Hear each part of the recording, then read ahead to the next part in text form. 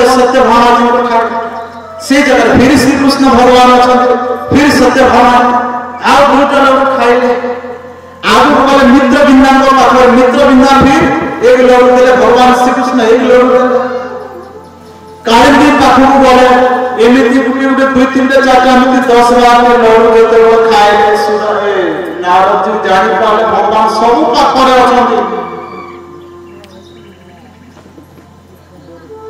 मनरे भ्रमित हो जाइथिले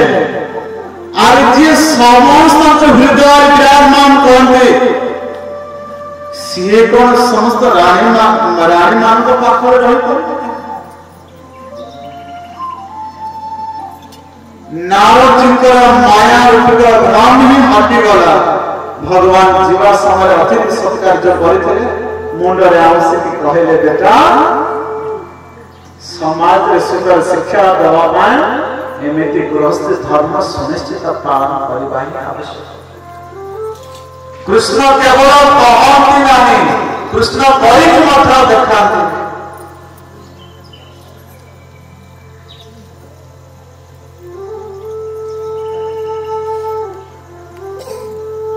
बोले कृष्णचंद्र भगवान की